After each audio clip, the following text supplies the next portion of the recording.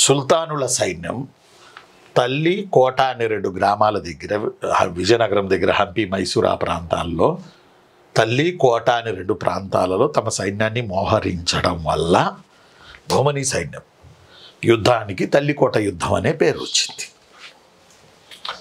యుద్ధానికి తల్లికోట యుద్ధం అనే పేరు వచ్చింది. ఓకేనా నాన్న? గమనించండి, యుద్ధానికి తల్లికోట యుద్ధం అనే పేరు వచ్చింది. ఇక నా విజయనగర సైన్యం అర్థమవుతుందా దివ్య? ఇక నా విజయనగర సైన్యం రాకాసి, తంగడి అనే గ్రామాల వద్ద మోహరించింది. అందువల్ల ఈ యుద్ధానికి రాకాసి తంగడి యుద్ధం అనే పేరు వచ్చింది. అసలు యుద్ధం ఎక్కడ జరిగింది? బన్నీహట్టి అనే ప్రదేశంలో జరిగింది. బన్నీహట్టి అనే ప్రదేశంలో యుద్ధం జరిగింది. ఈ ప్లేసు కృష్ణ, మలవాహరి నదుల మధ్యలో ఈ ప్లేస్ ఉంది. కృష్ణ, మలవాహరి, HARI, కృష్ణ, మలవాహరి నదుల మధ్యన యుద్ధం జరిగింది. అక్కడ బన్నీహట్టి అనే ప్లేస్ ఉంటే అక్కడ యుద్ధం జరిగింది. Right place.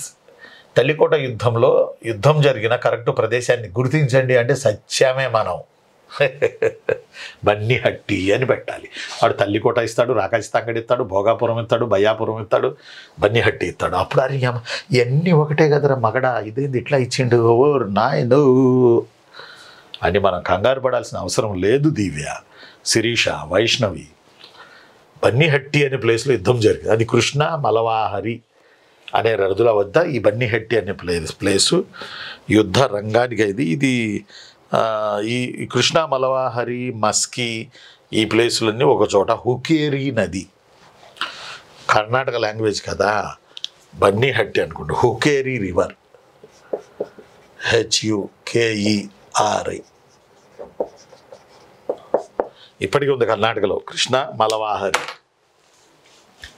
హుకేరి నది దగ్గర ఈ యుద్ధం జరిగింది, బన్నీహట్టి దగ్గర. భోగాపురం అని ఎందుకన్నారు అంటే దీనికి సమీపానే బాయీపూర్ అని ఇప్పటికీ ఉంది. బాయీపూర్, ఈ బాయీపూరే భోగాపురం అయింది. బాయీపూర్,